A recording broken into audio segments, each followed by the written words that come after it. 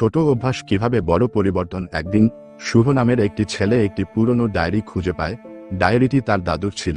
ডায়েরির পাতা উল্টাতে উল্টাতে শুভ দেখতে পায় সেখানে প্রতিদিন কিছু ছোট ছোট অভ্যাসের কথা লেখা আছে।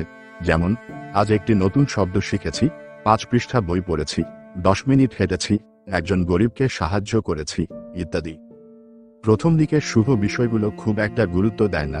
তার মনে হয়, এত ছোট ছোট কাজ দিয়ে কি আর বড় কিছু পরিবর্তন আনা সম্ভব? তার তো অনেক বড় স্বপ্ন, একজন সফল ব্যবসায়ী হওয়া, বিশ্বভ্রমণ করা, মানুষের জন্য কিছু করা।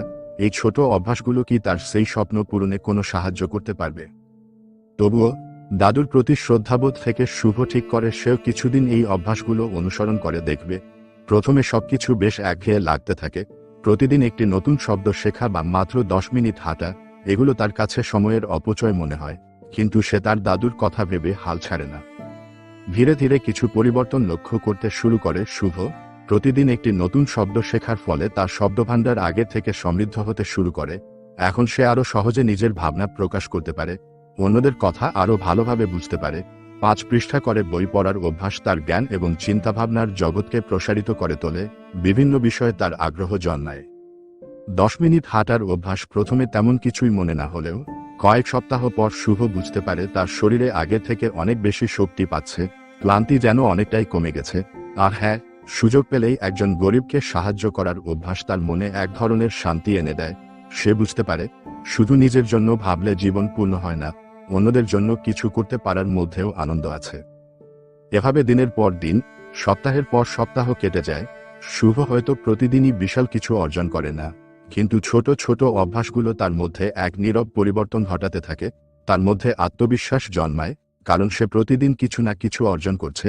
তার ধৈর্য বাড়ে, কারণ সে বুঝতে পারে কোনো বড় ফল পেতে হলে সময়ের প্রয়োজন। তার মধ্যে একটা ইতিবাচক মানসিকতা তৈরি হয়, কারণ সে প্রতিদিন ভালো কিছু করার চেষ্টা করে। কয়েক বছর পর শুভ যখন পেছনে ফিরে তাকায়, তখন সে অবাক হয়ে যায়। সেই ছোট ছোট অভ্যাসগুলো কখন যে তার জীবনে এত বড় পরিবর্তন এনে দিয়েছে তা সে টেরই পায়নি। আজ শুভ একজন সফল ব্যবসায়ী। তার জ্ঞান, যোগাযোগ দক্ষতা এবং ইতিবাচক মনোভাব তাকে ব্যবসার প্রতিটি ধাপে সাহায্য করেছে। সে বিভিন্ন দেশে ঘুরে বেড়ানোর সুযোগ পেয়েছে, নতুন নতুন সংস্কৃতি সম্পর্কে জানতে পেরেছে। আর হ্যাঁ, সে তার সাধ্যমতো সবসময় মানুষের পাশে দাঁড়ায়। একদিন রাতে শুভ সেই পুরনো ডায়েরিটি হাতে নেয়। দাদুর লেখা প্রতিটি অভ্যাস সে আবার পড়ে। তার চোখে জল এসে যায়। আজ সে বুঝতে পারে তার দাদু কত জ্ঞানী ছিলেন। ছোট ছোট অভ্যাসগুলো দেখতে হয়তো খুব সামান্য, কিন্তু এদের সম্মিলিত শক্তি অনেক বড়।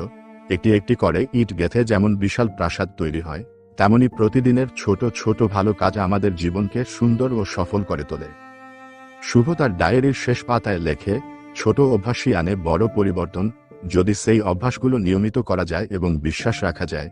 এই গল্প থেকে আমরা শিখতে পারি যে কোনো বড় স্বপ্ন পূরণ করতে হলে বা জীবনে বড় কোনো পরিবর্তন আনতে হলে হঠাৎ করে কিছু করার প্রয়োজন নেই, বরং প্রতিদিন ছোট ছোট কিছু ইতিবাচক অভ্যাস তৈরি করা এবং সেগুলো নিয়মিতভাবে অনুসরণ করাই যথেষ্ট। ছোট ছোট পদক্ষেপই একসময় বড় লক্ষ্যে পৌঁছে দেয়।